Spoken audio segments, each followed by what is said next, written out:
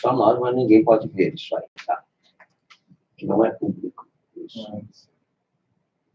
Tudo certo, Dissel? Tudo certo. Muito bem. Minimiza essa tela, me abre o PowerPoint. Depois, para fazer isso, mas me tira essa porcaria daqui, tá? Estranho. Outra coisa, eu vou deixar aqui o meu celular. Ele está com os contatos telefônicos não sincronizados. Queria que você sincronizasse eles, tá? Cada contato no telefone diz que não está sincronizado. Tá. Você pode deixar rodando, não tem problema. E faça isso, por gentileza. E vamos lá na salinha. Está rodando aqui. Não tem importância, não tem importância. A salinha um instante, depois a gente corta. Aqui você faz o seguinte.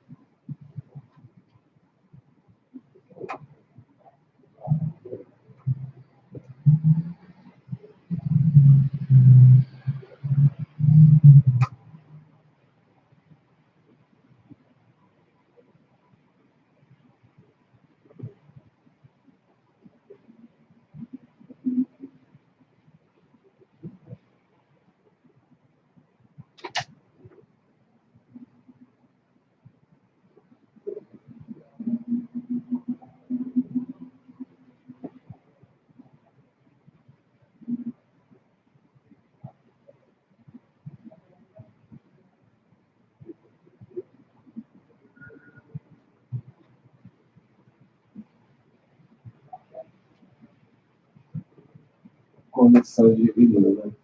Ah, é? Certo. Muito legal. Os primeiros módulos dele, ele disse que era dos anos 70. Ela é, até o Playa. Desculpa, são arranjos técnicos.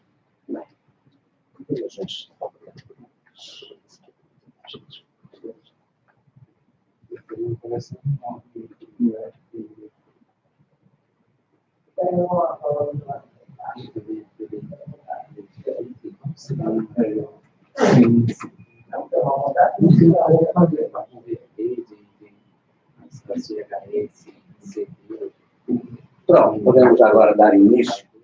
Eu vou colocar aqui o PowerPoint para que a gente possa trabalhar.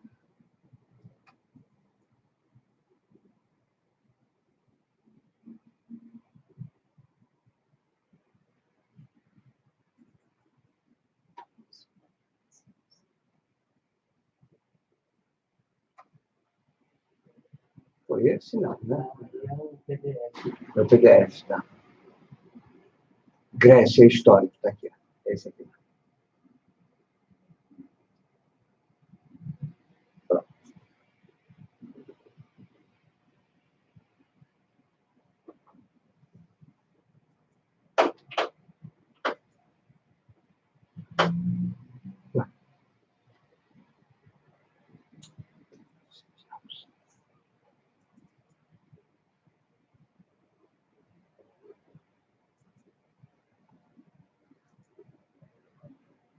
Muito bem.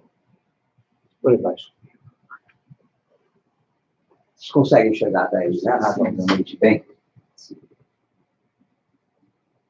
Então, para vocês que são novos, vou aproveitar, já estava no nosso programa,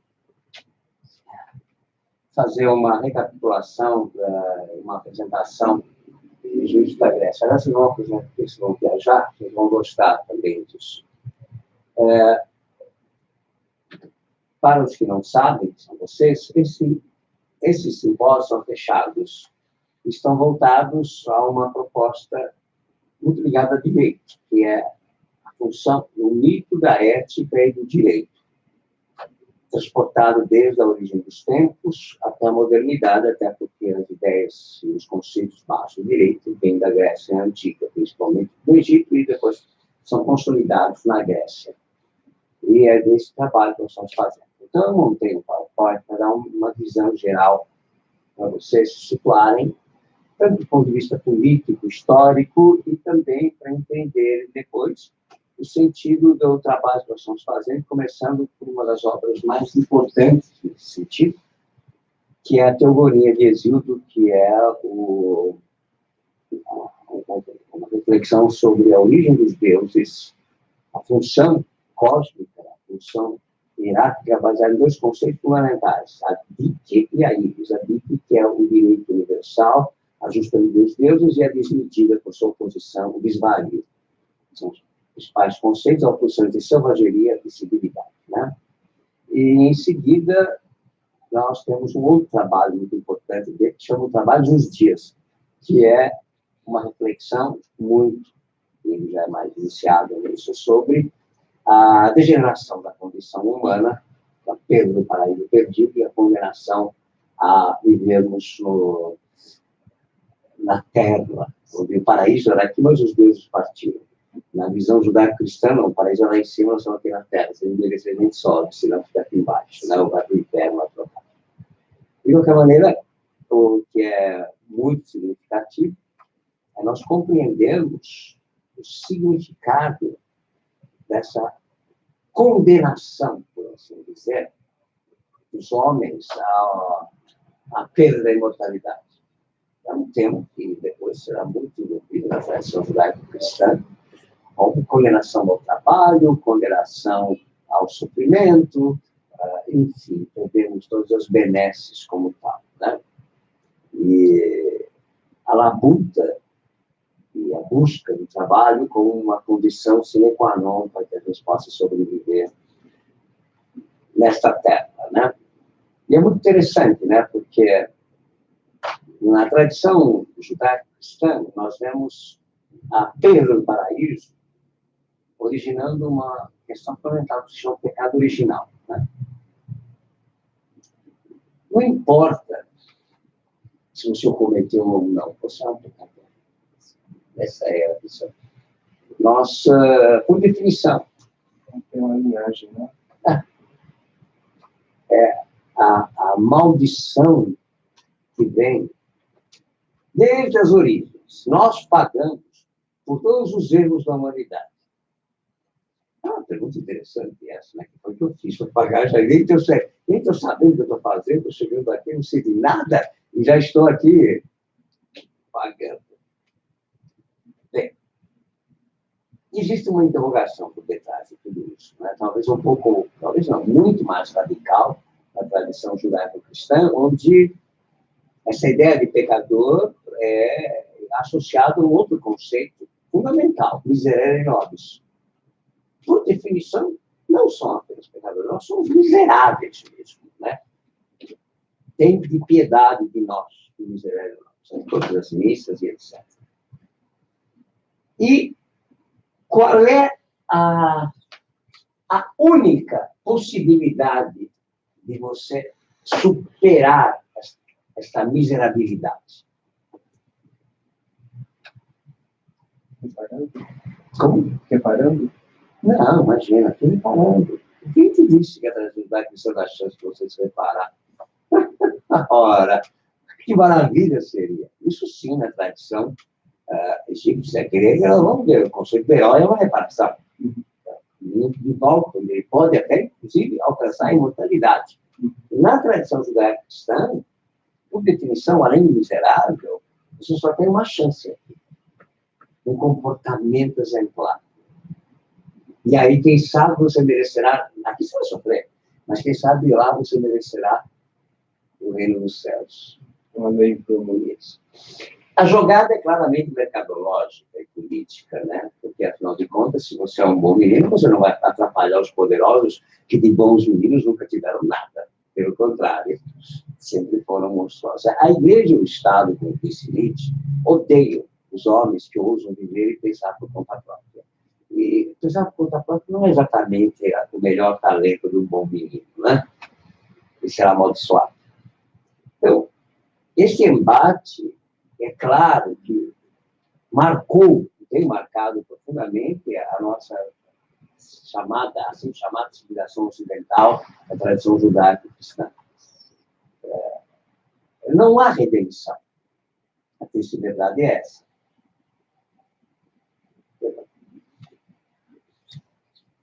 Me dá vontade de explicar que eu vou conseguir muito por causa desse tempo horroroso. Veja que a ideia de santo já diz tudo.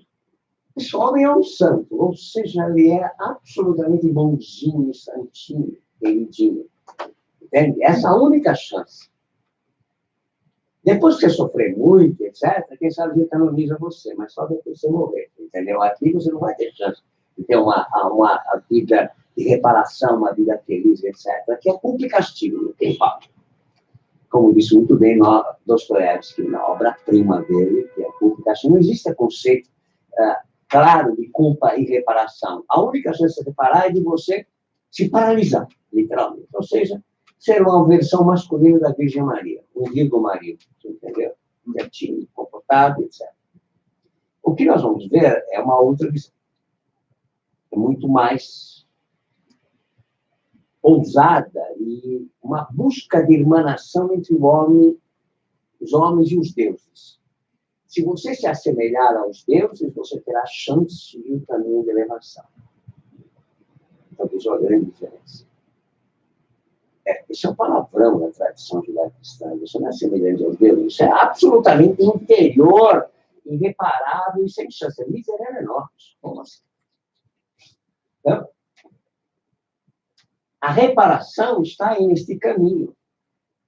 Você deve buscar todas as qualidades, talentos, capacidades dos deuses a quem você se identifique, e com eles serão seus mestres. Esse é o caminho do herói. E a sua escolha aqui, aquela divindade que mais te identifica. Exemplo, Atena é sabedoria e equidade. Então, você busque a equidade, a justiça e a sabedoria.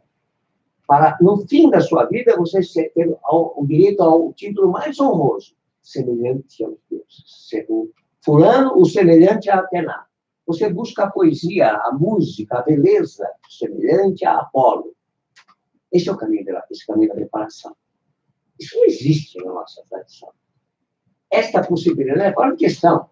A única possibilidade é o bom comportamento.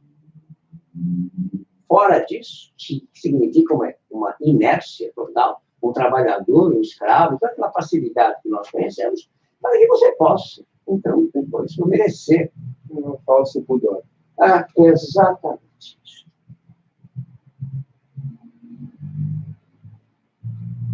Os trabalhos e os dias são justamente uma reflexão sobre esta condição. E a teogonia é uma descrição ontológica, no maior sentido metafísico, do que é cada uma dessas divindades. Porque elas são uma proposta de caminho. Aqui nós vemos, inclusive, um equívoco da Bíblia que deve ter escapado, porque o texto bíblico não é judaico, é a origem dele babilônica, e outras tradições antigas que foi adaptar. Lá nós encontramos o homem semelhante aos deuses, a Deus, né? Mas o contrário não pode ser verdadeiro. Como assim? Se eu sou semelhante a Deus, Deus não é semelhante a mim? Cadê a regressividade do raciocínio? Entende? Olha a falácia. Mas já no pensamento helênico, o homem tem o desafio de tornar-se semelhante aos deuses. Ele não é semelhante. A grande glória dele, ao final de sua jornada, Joseph Campbell descreveu espetacularmente bem na jornada do herói, no Herói das Mil Faces, é você chegar ao final de sua vida mais evoluído do que você partiu. Partir daqui mais evoluído do que você chegou. E tornar-se semelhante aos deuses. Então, é um caminho de divinização que é proposto aos homens, de retorno ao paraíso perdido, mas de ação, e de luta, e não de inação e passividade de bom comportamento, como nós dizemos. Né? E dentro de um falso pudor, uma falsa moral, cuja condenação é inequívoca. Desde as caças às bruxas, desde a condenação a qualquer alteração de comportamento pré-determinado como tal, né? Que é o que até hoje acontece. Então, vamos usar o passeio, feita essa introdução, para vocês entenderem o que nós estamos trabalhando. Após isso, nosso plano de voo é analisar as obras-primas de algumas tragédias gregas, do ponto de vista dessa ótica da ética, que é principalmente, por exemplo, a Oresteia, que será tema de um seminário lá no simpósio, lá no Espaço Vila, no dia 24. Mas lá é apenas um seminário que nós vamos estender, que é a questão da do Tribunal de Justiça, da questão dos 12 jurados, da questão de quem é condenável ou não, quem tem o privilégio da dúvida, né? O benefício da dúvida e assim tudo.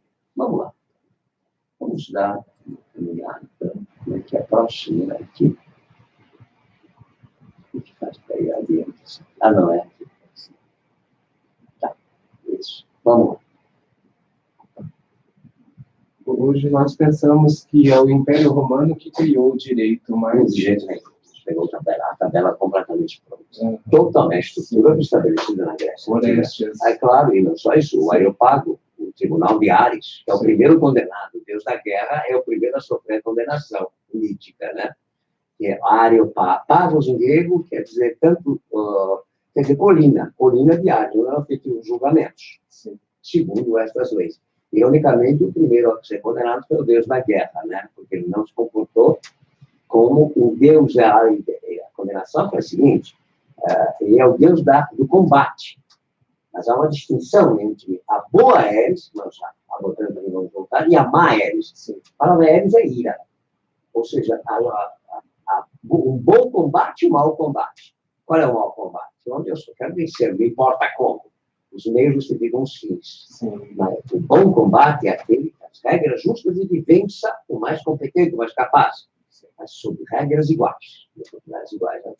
E Ares, Deus da Guerra, é o primeiro a descumprir essa regra, onde existe o distinto com a Maes. Ele é o primeiro a sofrer o julgamento nesta colina, que é a colina de Ares, onde se julga justamente quem é que teve um combate justo, porque não é necessário na vida, e quem fez um mau combate.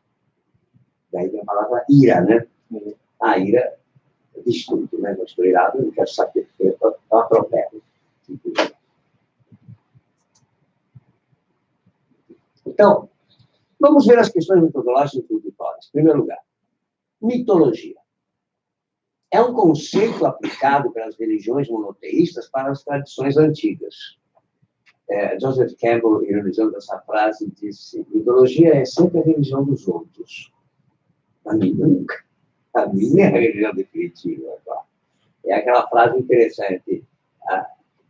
Sempre tem alguém disposto a discutir a prevalência da sua religião sobre a nossa, mas ele nunca está disposto a ouvir a nossa religião para ele, né? Então, é bem isto. Nós temos um termo bastante difícil. A religião se opondo à mitologia, quando, na verdade, mitologia é religião. Ou seja, a raiz etimológica, a origem, mitologia, significa mitos, que é a linguagem dos deuses, linguagem universal. Por que vocês acham que se separou religião de mitologia? Porque simplesmente houve uma apropriação da tradição judaico-cristã como se ela fosse a única religião viável. Mas certo que elas brigam entre elas, mas os princípios são idênticos. Os 10 mandamentos são os que comandam. O Deus único, monoteísta, não é isso. Todas elas são monoteístas. E todas elas disputam o Deus definitivo, como tal. E todas elas são absolutamente falocêntricas. A divindade é sempre masculina. Os seus messias são sempre masculinos.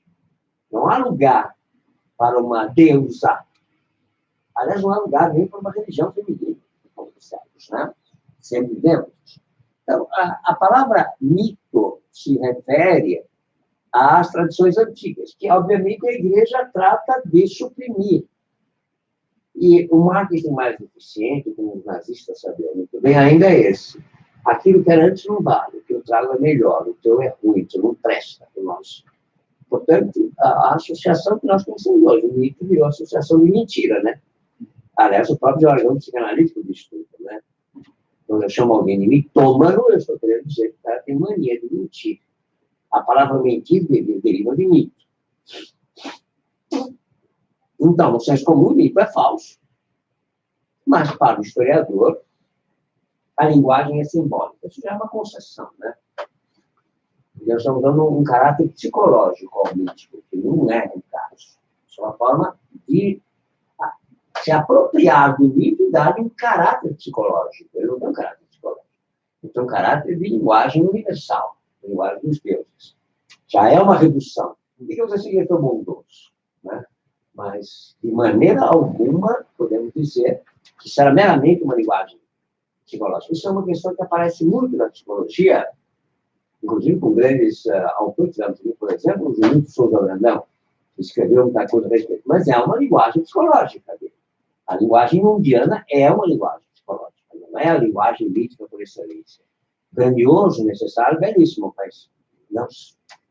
A psicologia pode ser reduzida ao mítico, jamais o contrário. Como linguagem universal dos deuses, não se reduz a ciência alguma. Busca um outro nível de simbolismo, o simbolismo cósmico. Aí é outra conversa.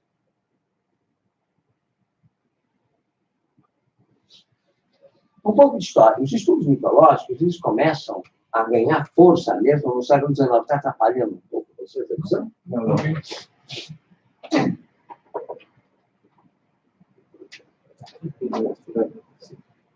Como a redescoberta, podemos dizer assim, isso se deve grandemente a Napoleão Bonaparte, né?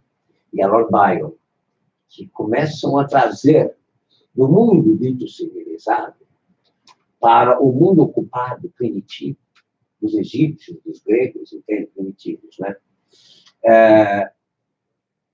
Um assombro que estava esquecido dos gregos, porque há 4 séculos os turcos, os otomanos, ocuparam a Grécia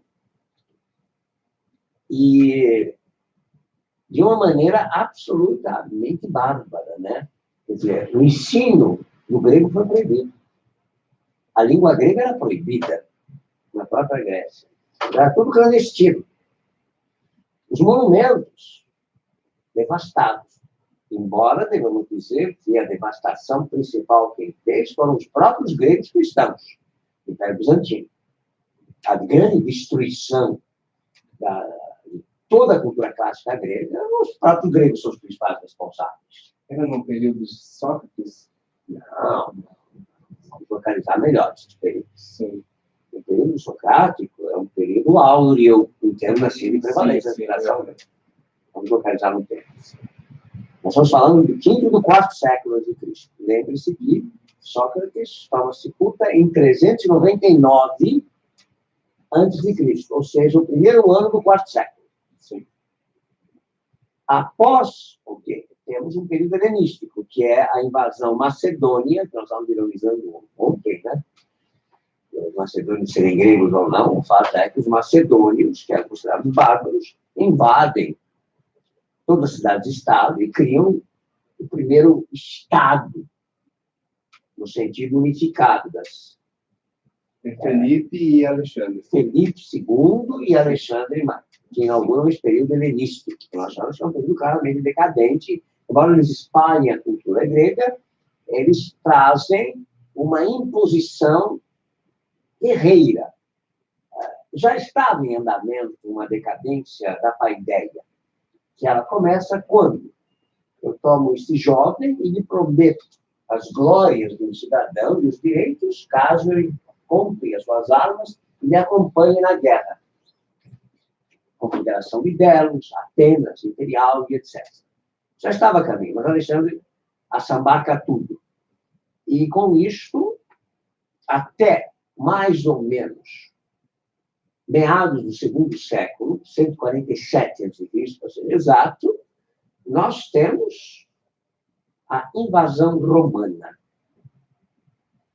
Porque entre 323, que Alexandre morre, e 147 a.C., com a morte dele, o império que ele estabelece, que é enorme, como vocês sabem, né, que abarca Egito, o Oriente Próximo, até as Índias, a Pérsia, etc., toda a Ásia Menor, e a Grécia. Esse império tem uma duração extremamente efêmera. Esse império é dividido entre seus 4 generais. Ptolomeus ficando no Egito, Seleucidas na outra área e assim por diante. Ora, essas divisões não se sustentam por muito tempo. Em 323 até 147 cai a Grécia, o Egito cairá depois, com Cleópatra em 67, 65, antes da nossa era, com Júlio César. O fato é que Roma vai tomando essas regiões todas, e assim chegamos à nossa era cristã.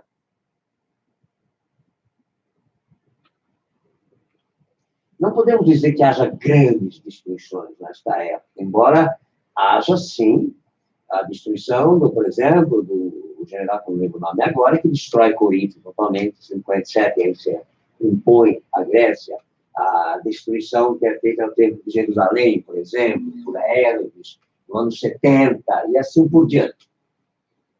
Mas o grosso da coisa vai acontecer depois. Ou seja, entre o terceiro e o quarto século depois de Cristo, com o enfraquecimento do Império Romano, culmina com a sua divisão em duas partes: Império Romano do Oriente, com capital em Roma, e Império Romano do Ocidente, com capital, uma nova capital escolhida, que é Bizâncio, eu vou mostrar onde está, daí chamado Império Bizantino, como tal. Mas continua, Império Romano. Totalmente romano.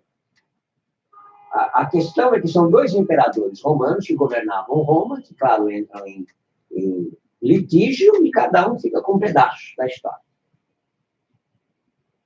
A parte oriental, com o capital em Roma, está extremamente decadente e sofre invasões muito grandes. Godos, visigodos, herúlios, os godos da vida, vamos chamar assim, né?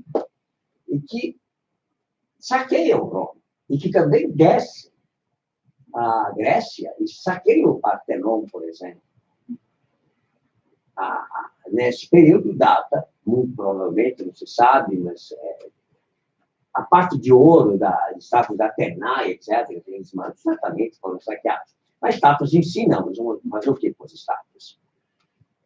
Quem há de destruí-los é logo depois o imperador bizantino, que é o primeiro Justiniano, que constrói a Basílica de Santa Sofia, que é a mais antiga da cristandade, etc., e, em seguida, Teodósio I e II, que ordenam, em 393, Teodósio II ordena a interrupção dos Jogos Olímpicos e manda saquear. Em Epidauro, que é o centro de cura, é totalmente saqueado e destruído. O Partenon é transformado em igreja. Vocês podem imaginar, né? Então, e mandam destruir as estátuas, mandam quebrá-las, arrebentar tudo, porque é coisa demoníaca, coisa que faz parte dessa religião horrível, né? Com isto, inicia-se a era cristã. O Império Bizantino começa a se afastar de Roma progressivamente, mas um retrospecto bem rápido, se tiverem dúvidas, vocês perguntem.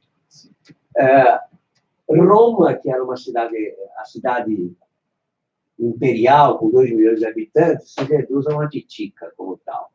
Mesmo Atenas, gloriosa, etc., se reduz a uma vila de 8 mil habitantes. Para vocês terem uma ideia. Um estado de abandono. E dentro desse abandono, há uma perseguição. Os cristãos e perseguidos se tornam perseguidores fanáticos. O que eles veem pela frente de cultura helênica e romana é destruído. Muito mais a helênica do que até a romana. Nós devemos agradecer aos romanos, porque o que hoje sobrou, em maior parte da estatuária grega, são cópias romanas. Vocês podem ver isso aí. Tal estátua, cópia romana de uma estátua do quinto século grega, cópia romana. Porque os gregos cristãos são muito mais radicais em destruir. Desculpa, a vitória de Samosata É original grego. é original grego. Porque não foi encontrado, as pessoas não conseguiram chegar perto, né? E mesmo assim ela foi destruída, arrancaram a cabeça, os braços, etc. E tal. Mas a estátua de Atena desaparece. A estátua de Zeus Olímpico, que aliás a Olímpia é totalmente saqueada e destruída, também desaparece. Entende? Todas essas obras de arte que são mencionadas, uma obra-prima de Pausanias, em 3 volumes, que é a descrição da Grécia, nós temos. Então, não adianta ficar culpando turco, que fez realmente estragos tremendos. Os gregos são os principais responsáveis da sua própria destruição. Com muita propriedade, uma grande pessoa que publicou uns estudos interessantes, com uma coragem enorme, disse: os gregos de hoje não têm nada a ver com os gregos originais. Entende? O grego cristão é execra. E, aliás, eu sei disso como grego, que eu sou, como o cristianismo grego ortodoxo, ele procura manter a distância só para olhar para os museus, entendeu? Não pode. Tanto é que agora tem um movimento, que eu acho maravilhoso, que não é só grego, mas principalmente, da reconhecimento oficial da religião grega original como religião étnica. É um movimento interessante. Muito. E tem seguidores na Espanha e outros lugares muito importantes. Mas a Grécia, ela é importante que na própria Grécia, imagina, com a ortodoxia, vocês têm uma ideia, não existe Ministério de Educação na Grécia. Existe Ministério de Educação e Religião. Que diz mais alguma coisa? Podemos falar que é um renascimento da tradição grega? É uma tentativa, por enquanto. Tímida, mas já uma grande coisa.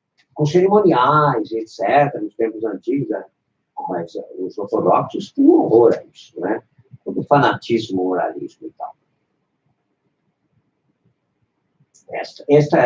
Esse sim é um grande pecado, que os gregos devem a eles mesmos sobre isso. Então, o que nós assistimos é, inclusive, a mitologia, como vista como aquela erudição que aparece no século XIX. Por quê? O que acontece é que esse Império Bizantino, que dura mais ou menos 1000 anos, e vai entrando numa decadência, ele acaba invadido pelos turcos, na razão do descoberto do Brasil, etc., em 1453. Mas Constantinopla, ele muda o nome da capital, o imperador pouco narcisista, né? O imperador Constantino, isso vem para a cidade, né? Cidade chaminha de Constantinopla, tudo bem, basta, né? Imagina. Nada narcisista, né? E com isto, inicia-se podemos dizer que entre o 4º século depois de Cristo, com a queda e a insignificância do Império Romano do Oriente, o seu desmantelamento, que é o começo da Idade Média, onde os reis não são mais do que fantoches, né, figuras decorativas, onde os próprios condes, senhores feudais, são muito mais poderosos que os castelos. Quer dizer, a Europa desmantela-se inteira, mas o Império Bizantino é um império muito consistente e poderoso. Ao lado dele, podemos dizer que tem só um império emergente, não territorialmente, mas com poderio, que é a Veneza. Que, inclusive, será aquela que se compromete em estar ajudando o ser Bizâncio e comete o grande saque de Constantinopla em 1207. Então, em todo caso, de 400 até 1200, realmente Bizâncio conhece uma glória muito grande que chega perto de igualar o Império Romano, quer dizer, domina toda a costa, toda a área da Turquia, o Oriente Médio, o Próximo Médio, o Egito, até chegar na Mauritânia, chegar para o Marrocos, etc. Mas que vai sendo minado e, devemos dizer que também no século VII, com a ascensão do islamismo, a famosa Guerra Santa, eles vão minando e vão entrando. Um dos primeiros lugares que eles perdem justamente é o Egito. Um grande acampamento que expulsa os bizantinos e se chamava Al-Cair, que é uma região que era próxima, onde será a cidade do Cairo. Cairo quer dizer Al-Cair, em árabe quer dizer o acampamento, porque eles acamparam, tribos nômades, os árabes. O grande acampamento, o grande saque, o grande cerco, e assim nasceu. Bom, E devemos dizer que, sim, os árabes têm uma condição muito interessante. Eles admiravam a cultura, ao contrário dos cristãos. Muitos textos que sobreviveram das tragédias é graças às traduções islâmicas.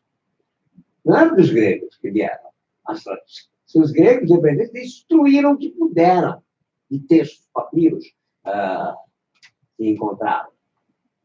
E os árabes não, eles eram copistas. Caprichosos, muita coisa sobreviveu graças a eles. E hoje nós falamos que eles são bárbaros, etc. Sabe? É sempre a história contada do lado que interessa, sabe? Exatamente. O fato é que o Império Bizantino destrói tudo que pode. Desde os textos maravilhosos filosóficos, os papiros, como é que ele chama? Os textos escritos na pele de carneiro, agora não me lembro. Mas, enfim, todos esses rolos, entende? Isso não é papiro mesmo que chama, né? Não, dos egípcios é papiro, né? Tem um outro nome também. Mas, enfim, são os rolos que se escreviam antigamente, né? Pergaminhos. Até porque, sabe o que chama pergaminho, né? Não te contei, não? Porque os primeiros a desenvolverem isso foi a cidade de Pérgamo. Grande, brilhante Pérgamo, a atual Turquia, que era uma civilização helênica das mais brilhantes. Eles desenvolveram essa técnica e ficou conhecido como o escrito de Pérgamo, que era daí pergaminho. A palavra é grega, de Pérgamo, justamente, né? A associação é mais está na cara, né? Então, eles queimaram, destruíram, e muita coisa foi salva pelos árabes. Por quê? Quando eles chegam no Egito, a civilização egípcia está mais grega do que nunca. Os Ptolomeus, Cleópatra, Sete, é grega. Mas eles aprenderam do egípcio, etc. E muita coisa da cultura de Alexandria é o melhor exemplo disso, né? Então, eles procuram preservar, copiar e assim por diante. Se depender dos gregos cristãos, está tudo sobrado nada. Pedra sobre pedra. Basta dizer que a própria Partenon é transformado na igreja de Santa Igreja, uma igreja dessas aí, sabe? Isso significa destruir parcialmente essas coisas horrorosas. Não que os turcos sejam melhores, porque eles estavam em Mesquita, o Partenon, mas também já foi destruído como tal. E assim sucessivamente. Então, dentro desse período todo, nós assistimos a um esquecimento, simplesmente. A tal ponto que mesmo o Império Bizantino, que adotou a língua grega como oficial, porque lá era uma região de gregos, em oposição ao latim, que ficou restrito à região da Itália, etc., mesmo assim, mesmo assim, essa cultura estava condenada ao esquecimento, uma desvalorização total e uma perseguição ostensiva disso. Daí nasceu a palavra paganismo. Você sabe a origem do paganismo? Estou valendo meio ponto na nota. Atenção. Pagos. Olha só. O que quer dizer pagos? Senão é só 0,25. Vila. Exatamente. Pagos é uma palavra latina de vilas. Por que veio a palavra pagão? Porque eram os mais resistentes a abandonar a sua religião. Entende? As tradições míticas. As vilas, elas viviam, eram agropastoris. Elas viviam das suas plantações, das suas ovelhas para poder levar, os arredores para apacentar e assim por diante. E eram todos profundamente ligados à natureza. Que hoje estamos começando a descobrir a importância dela de novo. Eles dependiam da fertilidade, dependiam das ovelhas para sobreviverem, dependiam das plantações, etc. Então, a ideia da terra divinizada era muito intensa, isso era milenar, isso, né?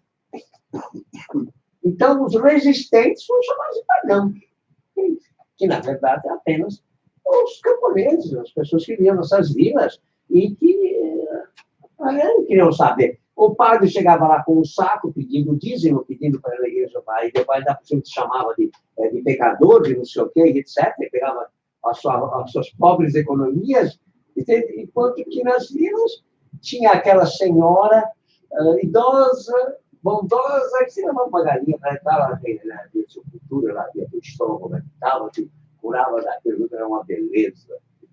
Bom, com tudo isso, há uma perseguição ostensiva e, rapidamente, há uma desvalorização do Pagos e do mito como tal. Com o Império Otomano, que é um império que vem com o islamismo, aí é que a coisa ganha proporções mais catastróficas. Não porque eles destruam, não estava tudo destruído como tal. O problema é que são guerreiros. A Veneza vai tentar tomar Atenas e vai bombardear o Partenon, entende? E assim por diante. Mas eles não mandaram fazer destruições ostensivas contra a religião deles. Eles não se lixavam com isso. Queriam sobrevivesse como tal. Então, o que eles queriam mesmo era dominar uma população cristã que, obviamente, era rebelde, porque, afinal de contas, tomou-lhes a capital, tudo isso. Isso seria em 1453, o Império Bizantino está reduzido praticamente só a Constantinopla. Está totalmente desmantelado como tal. Não era nenhuma sombra do que ele já fazia mais de 3 séculos. Ele vinha sendo desmantelado como tal.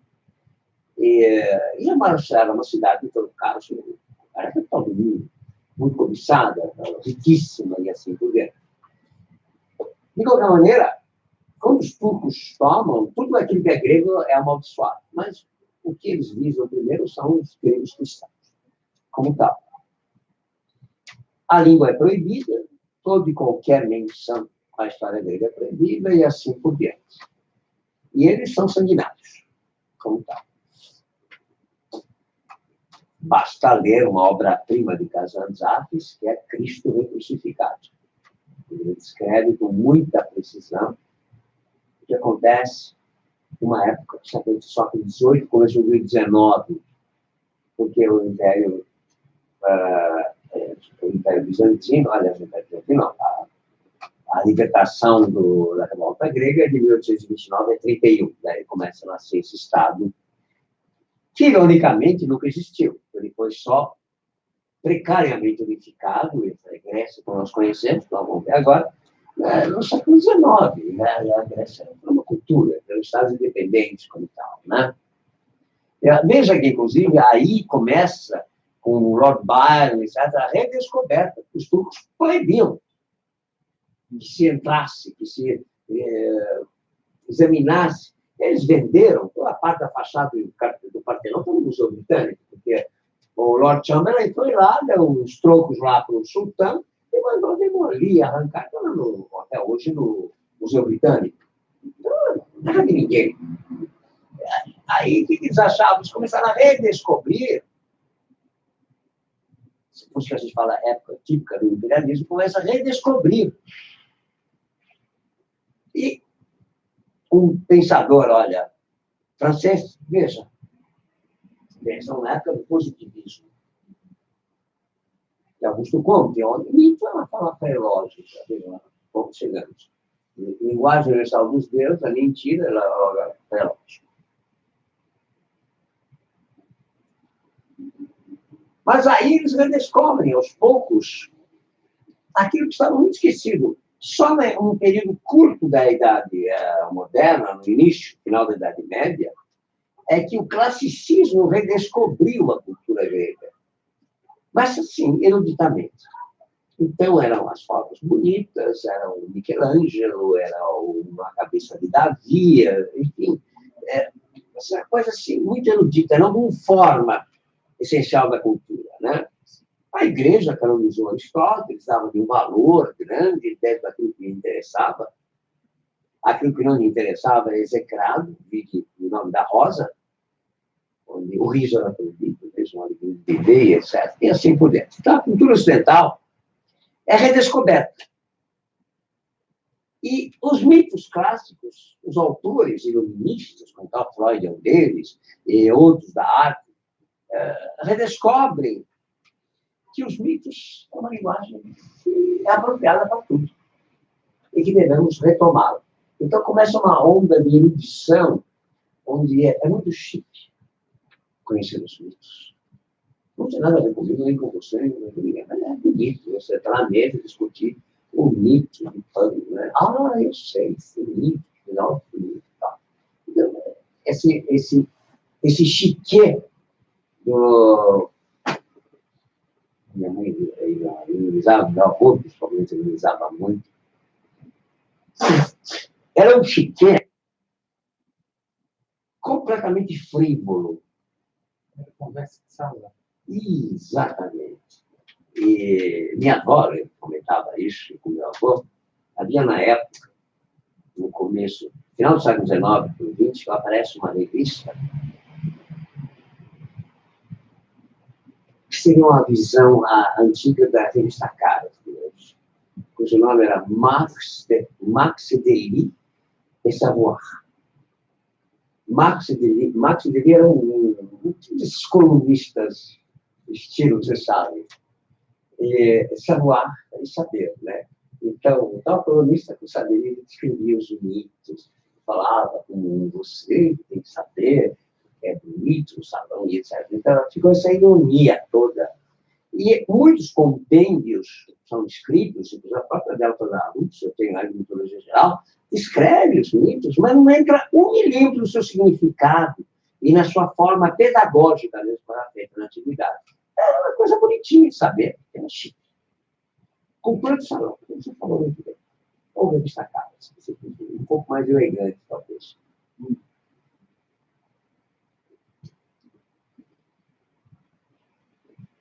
O fato é que, no começo do século XX, começam a vir as primeiras perguntas. Por exemplo, esse livro famoso.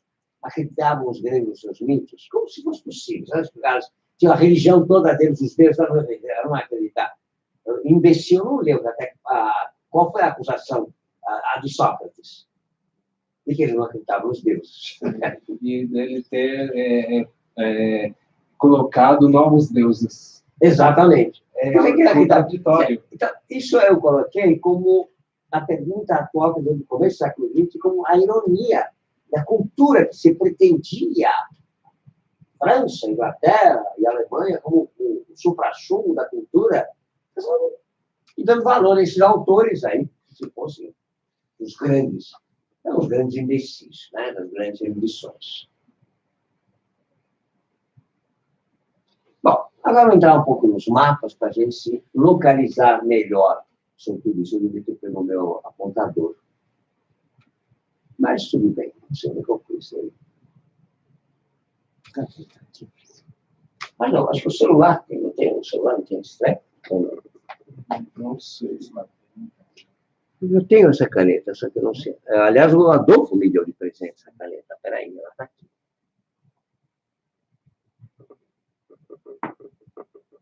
Onde eu pus a caneta que o Adolfo me deu? Adolfo, você não escondeu ela, não? Eu imaginei. E eu pensei que só eu dava presente de grego.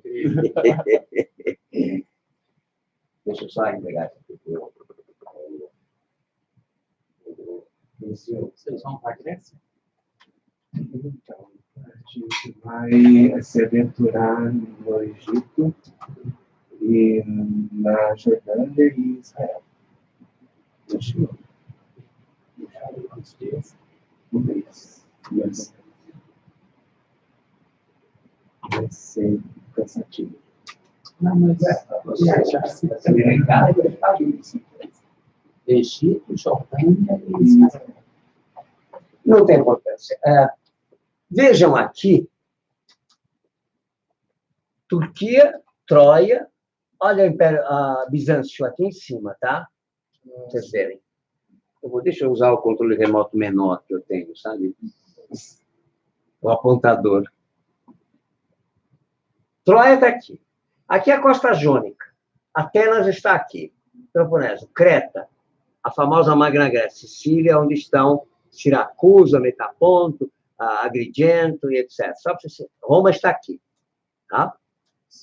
Toda essa região aqui é grega durante mais de 1000 anos. Os romanos chegarão depois. Tá? Os romanos começam a desenvolver por volta dos 750 a.C., quando começam os Jogos Olímpicos. Eles encontram já aqui uma civilização quase milenar. Peston está aqui.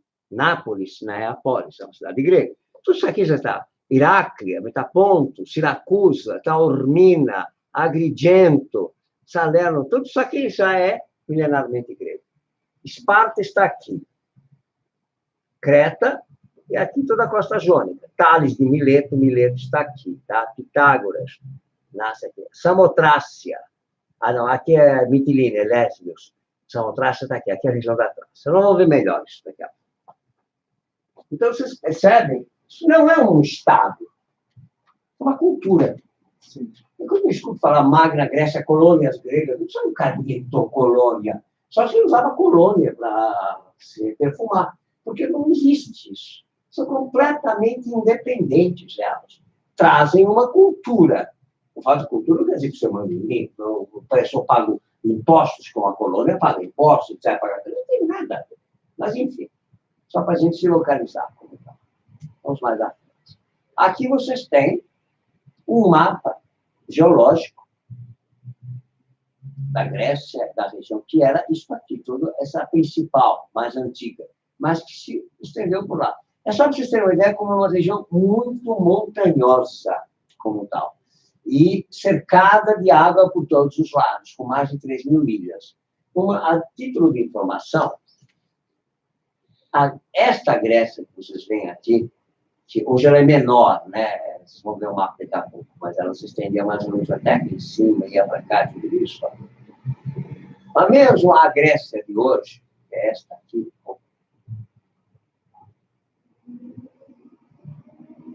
esta aqui, vocês estão vendo, com as divisões antigas, e eu vou explicá-las. Esta Grécia, que é menor que o estado de São Paulo, tem uma costa imensa. A título de exemplo, a costa do Brasil é um país continente, né? A costa brasileira tem 13.000 quilômetros. Esta Titica aí tem uma costa de 16.000 quilômetros. Então, é uma coisa difícil a gente entender, né? Porque ela é pequena e, ao mesmo tempo, imensa. Se você quiser circunnavegá-la, pega o seu iate, vai ficar passeando pela costa, assim, você vai demorar muito mais do que se você percorresse o Brasil de norte a sul, simplesmente. Na mesma velocidade. E aqui nós temos as diversas regiões, tal como foram definidas, às vezes, a mais remota antiguidade, não por definição política, como o Estado de São Paulo, o governador, o governo de São Paulo, e assim por diante. Não. Em cada uma delas havia várias cidades-estado independentes, mas que compartilhavam de uma mesma cultura, mesmos costumes. Você vai dizer tudo grego? Não, mas né, culturas muito antigas. Se aqui nós, o pessoal do Sul, já acha que é tão diferente do Nordeste, e a coisa é tão recente, né? Imaginem vários milhares de anos aí as diferenças culturais e os dialetos. Então, esta é uma divisão que vem muito mais de hábitos culturais e, principalmente, de dialetos que se desenvolvem. Só para vocês terem uma ideia, existe na Itália atual, falamos, aproximadamente 300 dialetos. O camarada que fala muito bem italiano em Roma vai ter dificuldade de entender o cara de Nápoles. Tantas as diversidades. Esse, por sua vez, você vai para a Sicília, que foi milenarmente grega, tem muitas palavras gregas misturadas no italiano. E você vai ter dificuldade de entender.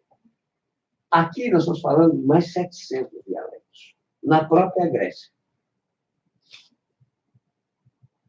Sendo simples, o grego utilizado na Ilíada que é do século X, XII a.C., é bem diferente do Platão, o grego de Platão do quinto século, que, por sua vez, é muito diferente do demótico grego, 700 anos depois da descrição da Grécia. É que nós perdemos a noção do tempo. Nós achamos que nós estamos farinha no mesmo saco. Estamos esquecendo que entre a Ilíada, escrita, e Pausânias, são 1.400 anos. 1400. Entre a Ilíada e Platão, são mais 700 anos. Entre Platão e Pausânias, são outros 700 anos. Aqui há 50 anos o português já teve tantas modificações, agora vocês querem me falar, né? Sabe? Mas é Platão que foi um homem por excelência, né? Reuniu esses dialetos, né? E transformou em seus diálogos. Não, ele não é um dialeto, não. O diálogo de Platão é uma revolução em termos filosóficos da reflexão sobre o homem. Mas todos eles são escritos no chamado grego clássico, dialeto da Ática. Sim. Porque nessa mesma época, porque vocês estão vendo a Ática lá, né? Sim. Que é a região de Atenas. Lá tem várias cidades-estado na Ática, tá? Atenas é um deles. Mas tem, por exemplo, tem a Égina, que é outra cidade-estado. Temos Tebas, um pouco mais acima. Na parte continental grega, tem vários outros estados. Cidades. Tebas também na Ática. Tebas está no limite da Ática com a Grécia Central, bem próximo à fronteira, tá? Então, Delfos está no meio da Grécia Central, bem mais na área do litoral. Peloponeso, vocês estão vendo? Bem embaixo está Esparta. Olímpia está à esquerda. Ítaca, as Ilhas Jônicas, terra de Ulisses. Épiro, outras terras ainda, lá está Dodona, o mais famoso santuário de Zeus, que agora está sendo restaurado, o Teatro Dodona, né? Eu assisti muita coisa lá na Encarnação 54, que eu lembro bem. Eu era frequentador assíduo do teatro. A Tessália, outra região importante, porque tem os mitos de Tosão de Ouro, tem uma tradição épica muito grande. A Tebas, a Tebaída. Então, é uma unificação cultural. A Macedônia está lá em cima, como vocês estão vendo. Né? E Trácia, que é a região mais mítica e religiosa. Logo abaixo, aquele verdinho, a Ilha Verdinha, a Samotrácia, onde foi encontrada a vitória da Samotrácia, a famosa vitória da Samotrácia, né? Que representa os anjos de Atena, da sabedoria que Atena envia, do anjo da sabedoria, porque os homens têm o costume de esquecer das coisas, né? Teócrito, comentando isso, já diz, os homens morrem porque esquecem. Ao contrário dos deuses, jamais se esquecem, né? O símbolo de eternidade, né? Esquecível, sinônimo de mentira. Não esquecível, sinônimo de verdade. Aletheia, não esquecível. Leté, mentira, esquecível, né? Condição mortal. Então, aqui nós vemos a enorme distribuição. Isso é um mapa moderno, como a Grécia está hoje. Vocês podem ver que a Turquia, ela invadiu toda essa região da Jônia e tomou dos gregos. E não foi mais retomada. Como essa outra parte aqui, também é totalmente grega. Aqui está Constantinopla, aqui está Troia. Isso tudo sempre foi milenarmente grego. Mais para dentro eram os lídios. Mais para dentro, os hititas.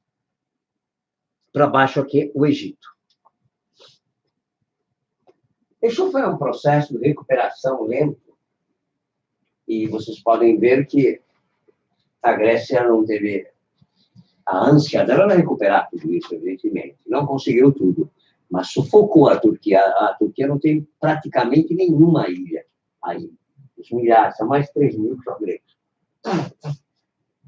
Isso é interessante, isso, né? Então, vamos ao próximo. Agora, esse é o Monte Olimpo, mostra a parte montanhosa, como é.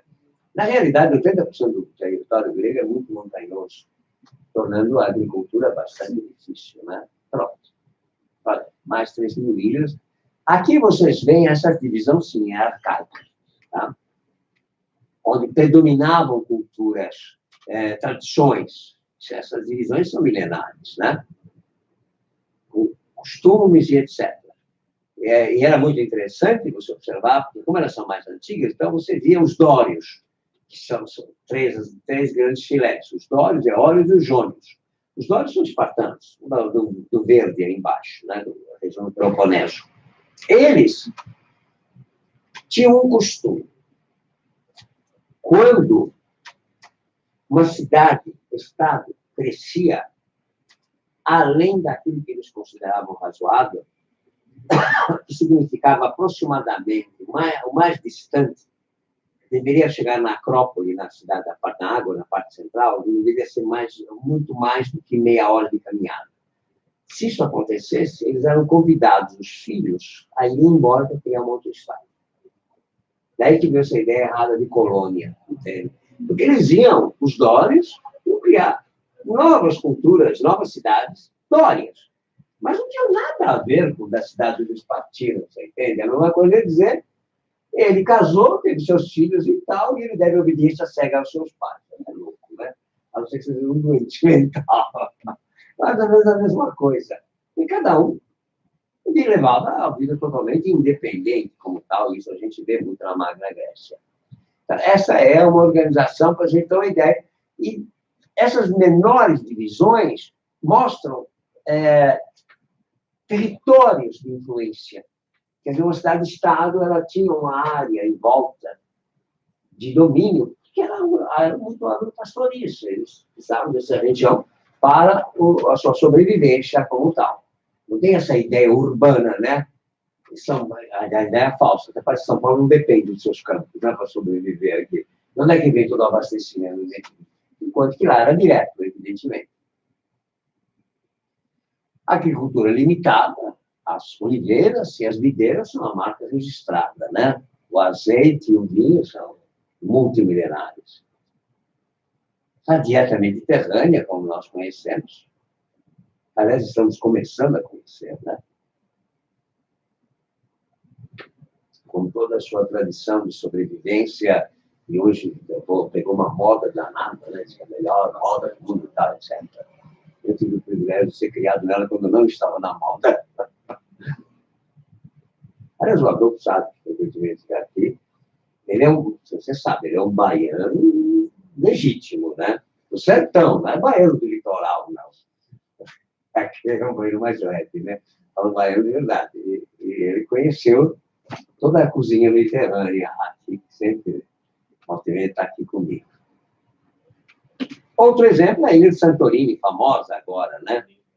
Lindíssima, que no século XVIII a.C., ela sofreu a última grande erupção, teve outras, 56 foi a última grande, que a transformou completamente. Como assim? Ela era, ao que se sabe, inclusive era chamada Ciclos, porque a palavra ciclo vem daí. Ela era fechada aqui, toda ela fechada, tá? Por isso ela era chamada de Ciclos. Parecia um ciclo. Mas aqui dentro havia um lago, com esses dois vulcões aqui, ó. Ou a manifestação dos dois no meio, só que era muito maior. Com essa erupção do século XVIII, rompeu-se tudo, tá? Foi uma erupção que atingiu até a costa do Egito, para vocês terem uma ideia, a costa da Itália, e aí ficou os restos desses vulcões que são ativos ainda. São a queimada, que ficaram completamente negros. Então, você tem a velha queimada e a nova queimada, que chama Paliacamene e Meacamene. E é muito interessante, porque o mar Mediterrâneo, e aí essa área do Egeu, ele é muito gelado, mesmo no verão. E é uma delícia. Você pode estar a 35 graus lá fora, você entra para tomar o seu banho, você não acredita. É que nem aquele frescor, é geladinha a água, né? E lá naquele meio, tem os barcos que fazem turismo em volta, a água é quente. É uma delícia, né? É uma delícia. Se faz seu passeio, né? Com os barcos que tem, né? Turístico, como roteirista, todo mundo faz, claro. Ir lá e sair daquele dia, pegar uma água quentinha, termal e etc. Né? É como se tivesse uma sauna. É muito rico. Se for navegar essa ilha incrível. Aqui em cima está o aeroporto, acho que é o aeroporto. E aqui tem uma montanha bem alta, tem uma igreja muito famosa, com mais de 1000 anos, que é a igreja de São Nicolau. Mas tudo cristão, né? Aliás, o próprio nome, né? Santorini é uma simplificação de Santa Irene. É um nome bizantino. O nome antigo era Thira, quer dizer portas, abre portas. E vem dessa tradição da Cicládica. Aliás, as Ciclades. Daí vem as ilhas Ciclades, as ilhas redondas, que vem dessa tradição de Santorini. São Nicolau não tem nada a ver com o Papai Noel. Claro, essa história. Exatamente daí. Aí os Nicolaus. Por que você não quer ir, meu filho? Mas vocês têm uma visão da ilha, que realmente muito encantadora. Está ficando um pouco turística demais, no meu gosto. Mas, enfim, tem que ir fora de temporada. Tem que ir em setembro, coisa assim, nessa época agora é insuportável. Aqui vocês veem as encostas e é uma realidade. É o paraíso dos geólogos. Porque como o rio abaixo revelou todas as camadas arqueológicas, geológicas de milhões de anos. Você quer estudar geologia, aqui tem um prato cheio. Aqui em cima está a cidade, vocês estão vendo? Que ainda chama Thira, a capital, né? Aí vocês veem todas as camadas geológicas. É um paraíso para você estudar. Interessante. Aqui está a capital, como a gente vê, bem de cima e para baixo. Quando chegar, a chegada lá de barco é sensacional. Realmente é um espetáculo, você não imagina. É que nem você pode ver as pirâmides, quando você vê a pirâmide de verdade, você não tem foto de ter visto isso de perto. Você fica assim, absolutamente embasbacado. É uma experiência única. E imersão da cultura também. Aí uma cultura fantástica. Bom, e agora nós podemos entrar na narrativa, que é essa segunda parte do nosso trabalho, que é o trabalho voltado realmente à busca do princípio da criação e das leis e das ordens cósmicas. Eu vou pedir para o senhor fazer uma pausa, vamos entrar na segunda parte. Tá? Não sei como é que faz isso aí. Dirceu, você pode dar uma pausa, que a parte 1 acabou agora? Vou começar a parte 2 agora. Aí a gente chama no intervalo, você pode pegar sua Coca-Cola e tal. Se não pegou uma, tem direito a uma segunda, viu? E a gente vai prosseguir. Cadê o mouse? Tá aí com o senhor. Só.